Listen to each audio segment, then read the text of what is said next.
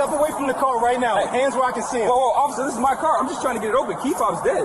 Sure, just turn around. You're under arrest for grand theft auto. No. Officer Neil Prescott was sitting in his patrol car when he saw Reggie Lawson, a black man, walking confidently toward a Rolls-Royce Ghost on a Wednesday afternoon, and his racist brain immediately decided that what he was watching was a black man about to steal an expensive car. When Lawson reached the vehicle, instead of opening it right away, he struggled because his key fob battery had just died and the car wasn't responding.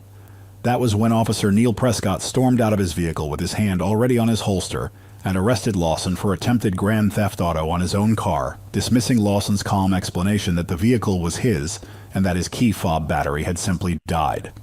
Prescott took Lawson to the station, ignored every request to check inside the car, where the registration and wallet sat proving Lawson owned it, booked him and locked him in a cell. When a fellow officer suggested verifying Lawson's story before it went further, Prescott went to the impound lot himself, opened the Rolls-Royce using police tools, found Lawson's wallet and registration proving ownership, and chose to hide them rather than admit he was wrong. But what Prescott didn't know was that his captain had arranged the entire situation as a controlled test after months of racial profiling complaints against him, and that a planted camera inside the car had captured his evidence tampering in it in perfect detail. Before we go further, what city or country are you watching from? Drop it in the comments. We love seeing where you're tuning in from. If you believe driving an expensive car while black isn't a crime and shouldn't be treated as suspicious, then like this video and subscribe. Reggie Lawson walked out of a 3-story office building in the financial district at 2:45 on a Wednesday afternoon, loosening the top button of his shirt as he stepped into the afternoon sun. At 39 years old, Lawson had spent 12 years on the police force, the last 4 working as an undercover detective in the 3rd District. He was dressed casually but neatly, clean dark jeans, a pressed button-down shirt with the sleeves rolled to his elbows, and fresh white sneakers. He looked like any other professional finishing up a midday meeting, which was exactly the point. He'd just spent 2 hours in a meeting with his captain finalizing the details of an operation that neither man could discuss openly, and now he was heading back to his car to wrap up the day. Lawson walked down the sidewalk with the relaxed confidence of someone who knew where he was going and had no reason to be nervous. His Rolls-Royce Ghost was parked at the curb about 30 meters ahead, a midnight black beauty that he'd saved for over 3 years to purchase. It was his one major personal indulgence, bought with his own money after closing a career-defining case that earned him a significant commendation. He was proud of that car. Not in a showy way, but in the way a man is proud of something he worked hard to earn. He reached into his pocket as he approached the car and pulled out his key fob, pointing it at the Ghost and pressing the unlock button as he walked the last few steps toward the driver's door. Nothing happened. Lawson pressed the button again, closer this time, pointing the fob directly at the car. The door didn't respond. He pressed it a 3rd time and frowned slightly, and then looked at the fob in his hand. The battery. It had been acting up for the past week, and he'd meant to replace it, but kept forgetting. He pressed the button one more time, harder, closer, knowing it sometimes worked if he got close enough. Still nothing. What Lawson didn't know was that 30 meters away, sitting in a patrol car on the opposite side of the street, Officer Neil Prescott had been watching him since he stepped off the curb from the office building. Prescott was a white officer in his mid-40s with 15 years on the force, and a history of complaints that his supervisors had consistently failed to act on. He had a square jaw, close-cropped gray hair, and the kind of absolute certainty in his own judgment that comes from spending 15 years never being seriously held accountable for anything. The moment Prescott saw Lawson, a black man walking with purpose toward a Rolls-Royce Ghost, his eyes narrowed. He sat up straighter in his seat, his coffee forgotten in the cup holder beside him. In Prescott's 15 years of policing, his racist worldview had calcified it to something he considered instinct. He called it reading the street. What it actually was racial profiling dressed up in professional language. And right now, every alarm in his prejudiced mind was firing. Prescott watched Lawson reach the car and press the key fob. Watched the car not respond. Watched Lawson press it again and again. And what Prescott saw was not a man frustrated by a dead battery. What Prescott saw was a black man failing to break into an expensive car. His mind had already written the story before a single fact had been established. The conclusion came first. A black man trying to steal a Rolls-Royce. Everything else was just detail. Prescott put his coffee down, opened his patrol car door, and stepped out onto the street. His right hand dropped to his holster as he crossed the road with long, deliberate strides. Lawson had his back turned, still working the key fob, pressing it from different angles, trying to coax enough power from the dying battery to unlock the door. "Step away from the vehicle," Prescott's voice cut through the afternoon air like a blade. "Step away right now. Hands where I can see them." Lawson spun around and immediately saw the officer with his hand on his holster, face rigid with authority, walking toward him like he'd already made every decision that needed to be made. Lawson's detective brain processed the situation in about 2 seconds flat. He knew exactly what was happening and exactly why. He raised both hands slowly, his key fob visible in his right hand, and kept his voice completely calm. "Officer, there's no problem here. This is my car. My key fob battery just died. That's all this is." Prescott didn't slow down. "Sure it is. You got ID?" "My ID is in my wallet, which is inside the car," Lawson said, his voice measured and clear. "If you let me get into the car, I can show you everything. My wallet, my driver's license, and the registration. This car belongs to me." Prescott stopped about 4 feet away and looked at Lawson the way a man looks at something he's already decided is worthless. "You're telling me your ID is inside the car you were just trying to break into?" "I wasn't breaking in," Lawson said, keeping every trace of frustration out of his voice. "I was trying to unlock my own car with my key fob. The battery is dead. That's the only issue here. Everything that proves this car is mine is sitting right inside it." Prescott's expression didn't shift by a single degree. "And I'm supposed to believe a black man owns a Rolls-Royce Ghost." He said it flatly, not even as a question, just as a statement of what he considered to be obvious absurdity. Lawson looked at him steadily. "Yes, because I do. And I'm telling you, if you check inside that car, everything you need to confirm that is right there." "What I see," Prescott said, moving his hand from his holster to his handcuffs, "is a black man who was caught trying to break into an expensive vehicle in front of a police officer. That's attempted grand theft auto. Turn around." "Officer, please listen to me," Lawson said, keeping his hands raised. "I'm telling you that this car belongs to me. I have proof. It is right inside that vehicle. All you have to do is check." "Turn around," Prescott repeated, his voice carrying the finality of someone who has already stopped listening. Lawson took a slow breath and turned around. The handcuffs clicked onto his wrists, tighter than necessary, and Prescott began walking him toward the patrol car, one hand gripping Lawson's arm with more force than the situation remotely called for. "I can tell you exactly what's in that car," Lawson said as Prescott put a hand on his head and pushed him into the back seat. "My wallet is in the center console. My registration is in the glove compartment. My name is on both of them. This is a mistake."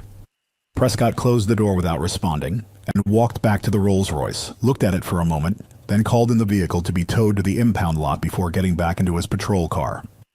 At the station, Lawson was processed with the same efficiency as any other arrest, fingerprinted, photographed, stripped of his personal belongings, which in this case amounted to his phone, his keys, and the dead key fob. He was taken to a holding cell and the door was locked behind him. Lawson sat on the metal bench and looked at the ceiling. He was a detective. He knew how this worked. He knew that staying calm and consistent was the only way through this. He'd been telling the truth since the moment Prescott approached him, and he would keep telling it until someone listened. For the next hour, nobody listened. Prescott moved through the station with the energy of someone who'd made a good arrest and knew it. He filed his initial report, described the encounter, and logged Lawson as a suspect in attempted grand theft auto. Then a fellow officer named Danny Walsh, who had overheard parts of the story while Prescott was processing Lawson, approached the desk with a careful expression. Walsh was younger than Prescott, mid-30s, and had learned to choose his words carefully when dealing with his senior colleague. "Neil," Walsh said, "that guy in holding. He kept saying his registration is in the car. The car's at impound now. It might be worth running the plates or checking inside before we go much further with this." Prescott looked at Walsh with the patient contempt of someone who considers themselves superior. "Walsh, I arrested that man in the act. I watched him trying to break in. I don't need to check the car to know what I saw." "I know, but—" "I know a criminal when I see one," Prescott said, cutting him off. "And what I saw was a criminal. The car is evidence. We'll process it properly." Walsh opened his mouth, then closed it. He'd pushed as far as he was willing to push against a 15-year veteran. He went back to his desk. Prescott sat back in his chair for a moment, then stood up. He wasn't going to check the car because Walsh suggested it. He was going to check the car because he wanted to confirm what he already knew. He drove to the impound lot, found the Rolls-Royce Ghost in the row of recently towed vehicles, and used department tools to unlock the door. The interior of the car smelled like leather and cologne. Clean, well-maintained, personal. Prescott leaned across to the center console and opened it. Lawson's wallet was right there, exactly where he'd said it would be. Prescott picked it up and opened it. Driver's license, credit cards, cash. All in the name of Reggie Lawson, with a home address in the city. Prescott then reached across to the glove compartment and opened it. The registration was folded neatly inside. He unfolded it and read it. Rolls-Royce Ghost. Registered owner, Reggie Lawson. The same name on the driver's license, the same man sitting in a cell at the station. Prescott sat in the driver's seat of the Rolls-Royce and stared at the registration in his hands for a long moment. The interior was quiet. The afternoon light came through the tinted windows at an angle, illuminating the document clearly. There was no ambiguity here. The car belonged to Lawson. He had arrested an innocent man. And then Prescott folded the registration back up, put it in his jacket pocket along with the wallet, and got out of the car. He drove back to the station and told the desk officer he hadn't found anything useful in the vehicle. He went back to his report and continued building a case against a man he now knew with absolute certainty was innocent. What Prescott didn't know was that mounted discreetly behind the rearview mirror of the Rolls-Royce Ghost was a small camera, no larger than a thumb, planted there before Lawson had even arrived at the financial district that morning. The camera had recorded every second of Prescott opening the wallet, reading the registration, folding it back up, and sliding it into his pocket. 20 minutes later, Prescott was called to the captain's office. He walked down the hallway, straightening his uniform, a small, satisfied expression on his face, expecting what he usually got after a solid arrest. Acknowledgement, maybe a few words of praise from Captain James Morrison, who had always seemed to appreciate decisive action in the field. Prescott knocked twice on the captain's office door and opened it. Captain Morrison was sitting behind his desk with the calm, unreadable expression of a man who has already made every decision that needs to be made. He looked up when Prescott entered but said nothing. And standing to the right of the captain's desk, dressed in clean dark jeans and a pressed shirt, with a detective's badge hanging around his neck like a statement, was Reggie Lawson. Prescott stopped walking. His hand was still on the door handle. The satisfied expression evaporated from his face completely, and what replaced it was something between confusion and the first cold wave of understanding that everything was about to collapse. "Captain," Prescott said carefully, "what's going on?" Captain Morrison gestured to the chair in front of his desk. "Sit down, Officer Prescott. We need to talk." Prescott sat down slowly in the chair in front of Captain Morrison's desk, his eyes moving between the captain and Reggie Lawson, trying to make sense of what he was seeing. Lawson stood to the right of the desk, looking completely composed, his detective's badge hanging clearly around his neck, his expression showing nothing but calm certainty. The same man Prescott had handcuffed at a Rolls-Royce 3 hours ago was now standing in his captain's office as a free man with a badge. Captain Morrison leaned forward and clasped his hands on the desk. "Officer Prescott, I want you to meet Detective Reggie Lawson from the 3rd District. He's been working with me directly for the past 2 weeks." Prescott's jaw tightened, but he said nothing yet. His mind was racing through every possible exit from this situation and finding none. "For the past several months," Morrison continued, his voice calm and deliberate, "I have been receiving complaints from residents in your patrol area. Multiple complaints, all of them saying the same thing. That you have been stopping, detaining, and harassing black residents without cause. I needed to know if those complaints were true, so I asked Detective Lawson to help me find out." Prescott shifted in his chair. "Captain, with respect, that man was trying to break into a vehicle. I witnessed it myself. I made a legitimate arrest based on what I observed." Morrison looked at him steadily. "You watched a man try to unlock his own car with a key fob whose battery had died, and you concluded he was stealing it." "He was acting suspicious," Prescott said. "A black man approaching a Rolls-Royce, struggling to get in." "A man," Morrison interrupted firmly. "A man approaching his own car. The color of his skin is not probable cause, Officer Prescott. But let's move past the arrest because that's not actually the worst thing you did today." Prescott went very still. Morrison continued. "After you booked Detective Lawson and threw him in a cell, you went to the impound lot to check the vehicle. Isn't that right?" "I checked the car," Prescott said carefully. "I didn't find anything relevant to confirm his story." Lawson spoke for the first time since Prescott had entered the room. His voice was quiet and even. "You found my wallet in the center console. You found my registration in the glove compartment. You read both of them. You sat in the driver's seat of my car holding proof that I owned it, and then you put everything in your jacket pocket and drove back here and told your colleagues you found nothing." Prescott's face stayed rigid, but his eyes shifted slightly. "That's not what happened." Morrison reached forward and pressed a single button on his laptop. The screen turned toward Prescott and began playing footage from inside the Rolls-Royce Ghost. The camera angle was from behind the rearview mirror, looking directly into the interior of the car. The footage was clear and sharp. It showed Prescott leaning across to the center console, opening it, picking up the wallet, opening the wallet, reading the license, then reaching to the glove compartment, removing the registration, unfolding it, reading it, then sitting quietly for a moment before folding the registration, placing it with the wallet, and sliding both into his jacket pocket, then getting out of the car. The office was completely silent as the footage played. Prescott watched himself on the screen and said nothing because there was nothing left to say. Morrison closed the laptop. That camera was planted inside the vehicle before Detective Lawson arrived at the financial district this morning. We recorded everything. Morrison's voice dropped to something colder. You didn't make a mistake today, Officer Prescott. You made a choice. You arrested a man because he was black and driving an expensive car. Then you went to the impound lot, found proof that you were wrong, and chose to hide it rather than admit it. That is not a mistake. That is evidence tampering. That is filing a false report. That is a criminal act committed by a police officer who was supposed to uphold the law. Prescott tried one more time. Captain, I genuinely did not see anything in that car that confirmed. Stop, Morrison said quietly. The single word carried enough weight to end the sentence completely. I just showed you the footage. I watched you read that registration with my own eyes. Do not sit in my office and lie to my face after what I just played for you. Prescott closed his mouth. Morrison stood up slowly and straightened his uniform. When he spoke again, his voice was final and absolute. Officer Neil Prescott, you are terminated from this department effective immediately. You will surrender your badge and your service weapon right now and place them on this desk. Your pension is under review pending criminal charges. You will be escorted from this building by officers who are not your colleagues and who have been briefed on what you did today. Prescott sat frozen in the chair. 15 years on the force.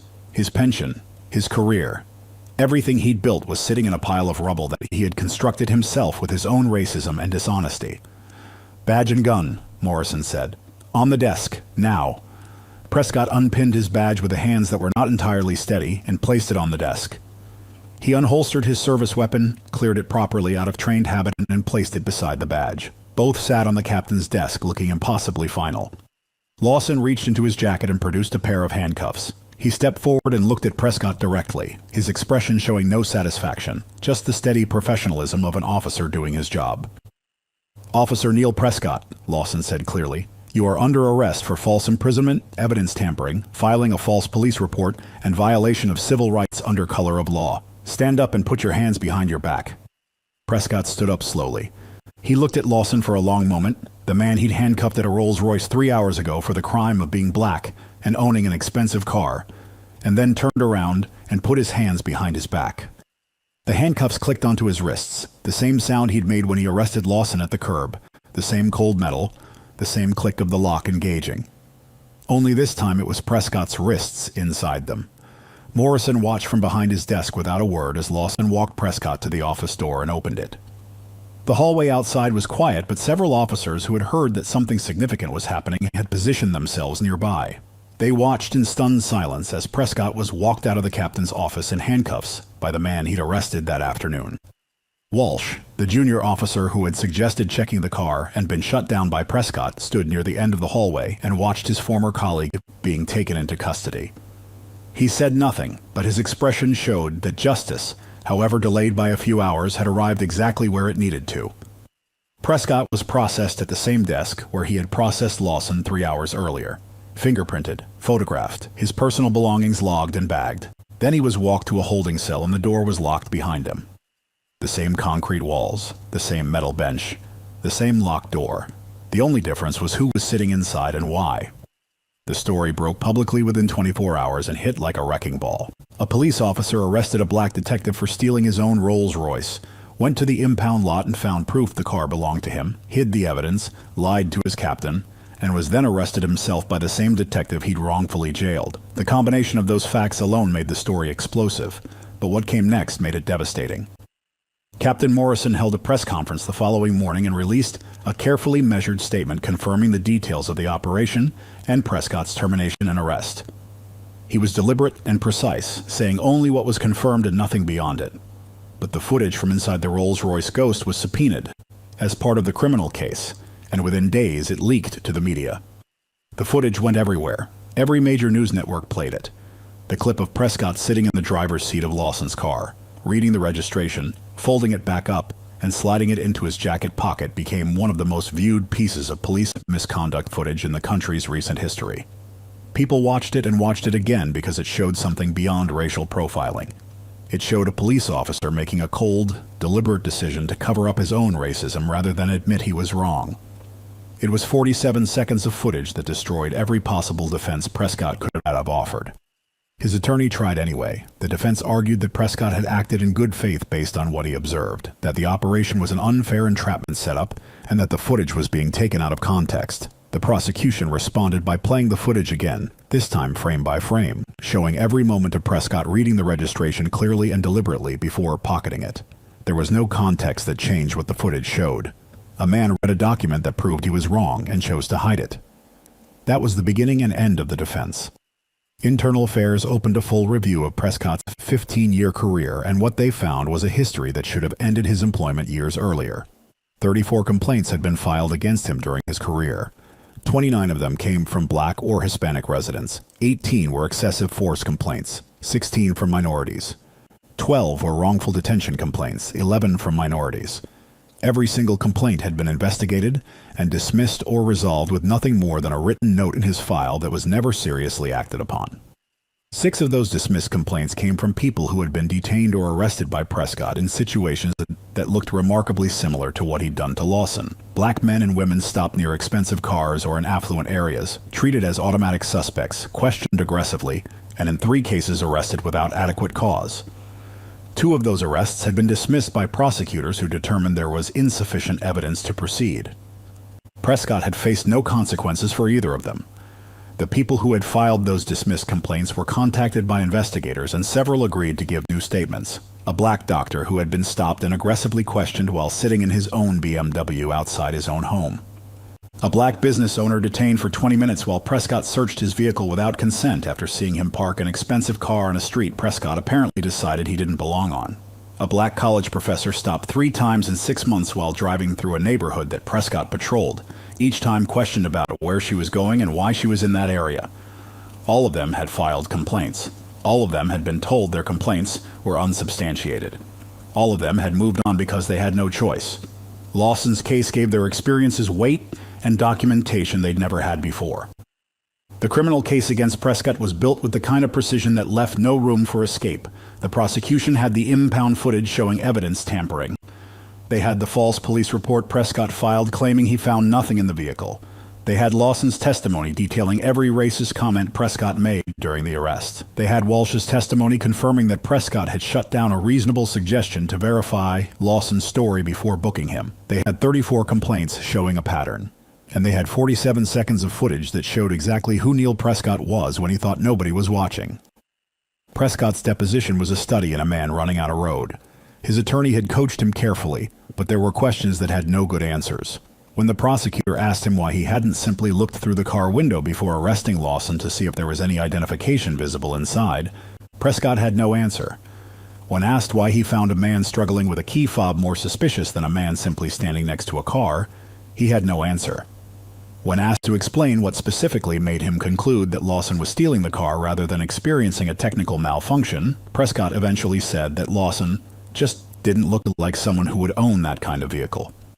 The prosecutor let that answer sit in the room for a full 10 seconds before asking the next question.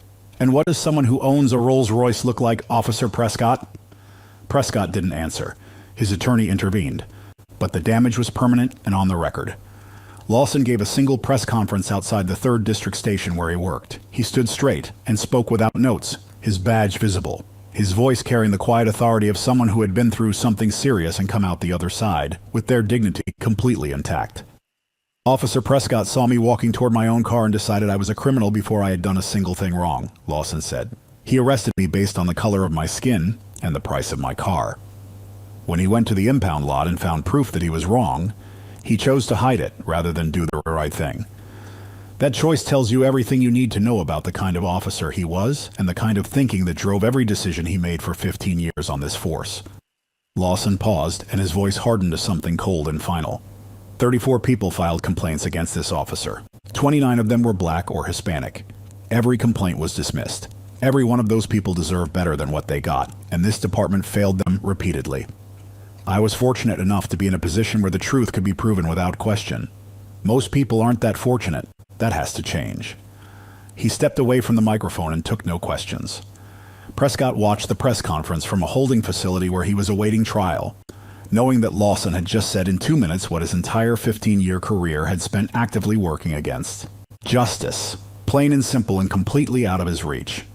Neil Prescott's criminal trial began 5 months after his arrest and lasted 3 weeks. The prosecution presented a case so airtight that the defense spent most of its time trying to minimize damage rather than actually defend the charges. The impound footage was played for the jury in full and then played again frame by frame. Lawson testified with the precision of a man who had spent 12 years observing and documenting human behavior professionally, recounting every racist comment Prescott made during the arrest with exact detail and zero embellishment. Walsh testified about suggesting they verify the car ownership and being shut down by Prescott. The 6 other victims who had filed dismissed complaints testified about their own experiences with Prescott, building a picture of 15 years of systematic racial targeting that the department had repeatedly failed to address.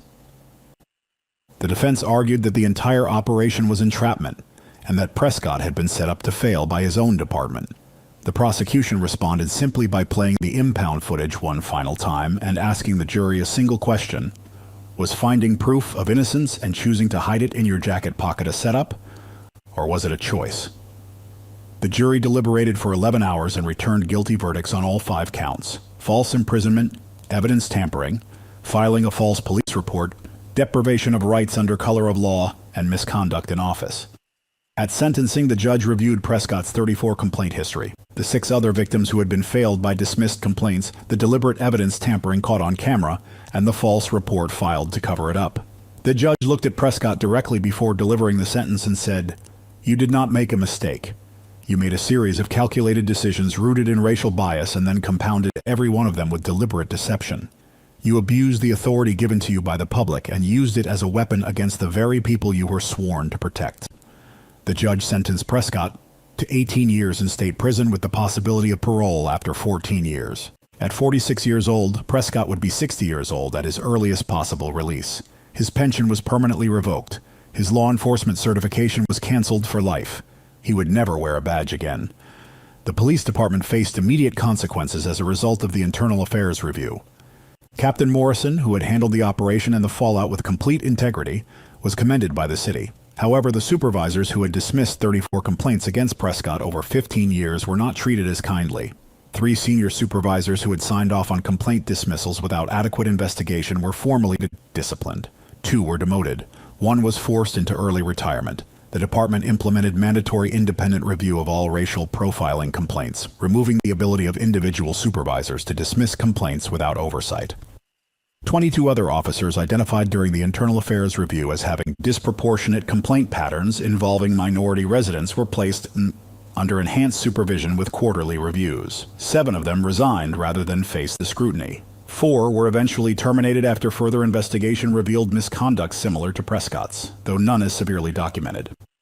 Officer Danny Walsh, who had tried to stop the wrongful arrest by suggesting they check the car, received a formal commendation for professional conduct and sound judgment. He was promoted to senior officer and later became part of a newly formed community relations unit designed to rebuild trust between the department and the minority communities that had been failed for years. Prescott's wife filed for divorce 3 weeks after his conviction. His 2 adult children released a public statement saying they were deeply ashamed of their father's actions and expressed personal apologies to Lawson and all others affected by Prescott's conduct during his career. His house was sold to cover legal fees. He entered prison with nothing remaining of the life he had spent 15 years building on a foundation of racial bias and unchecked authority. Detective Reggie Lawson returned to active duty at the 3rd District with a formal commendation from the department for his role in the operation and his professionalism throughout the entire ordeal. He was promoted to senior detective within 8 months, the promotion he had already been in line for before the operation. He used a portion of a civil settlement reached with the city, which acknowledged the department's failure to act on prior complaints against Prescott, to establish a legal defense fund for victims of police misconduct who couldn't afford proper representation. The fund helped 41 people in its first 2 years, including several of the individuals who had filed dismissed complaints against Prescott and had never received justice or even acknowledgement that they had been wronged. Lawson worked with civil rights attorneys to reopen 3 of the cases where people had been wrongfully arrested by Prescott, and 2 of those individuals received formal apologies and financial settlements from the city. The impound footage became required viewing in police academies across 3 states, used specifically to train new officers on the difference between honest mistakes made under pressure and deliberate choices made to protect personal pride over professional integrity. The 47 seconds of Prescott reading the registration and pocketing it became a permanent fixture in discussions about how racial bias corrupts judgment at every stage of policing, not just in the initial encounter, but in every decision that follows. 5 years after his arrest, Reggie Lawson was promoted to lieutenant detective, heading his own unit focused on complex undercover operations. His Rolls-Royce Ghost returned from the impound lot with a full departmental apology, sat in his driveway every morning as a reminder of a Wednesday afternoon when a dead key fob battery and one racist officer's assumptions had set in motion a chain of events that changed an entire police department.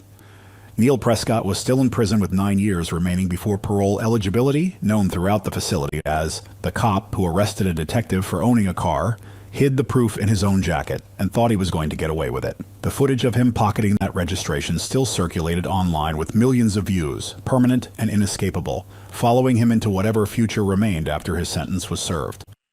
The lesson was unambiguous and brutal. Neil Prescott saw a black man in a Rolls-Royce, and his racism made the introduction for him before a single fact was established. Every decision he made after that was built on that first corrupt assumption, each one worse than the last, until he sat in a captain's office watching himself on camera holding the proof of his own wrongdoing.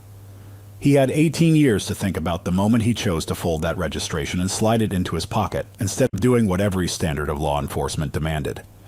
Justice, when it came completely and without mercy. If this story proved to you that racial bias in policing destroys everyone it touches, including the officer who practices it, share it with someone who needs to understand that racism is not just morally wrong, it is professionally fatal and legally catastrophic. What reforms would ensure that 34 complaints are never dismissed without proper investigation again? Drop your answers in the comments. And if you believe that owning an expensive car while black should never be treated as evidence of a crime, subscribe. We are bringing you more stories where accountability arrives exactly where it is needed, and racism costs everything it deserves to cost.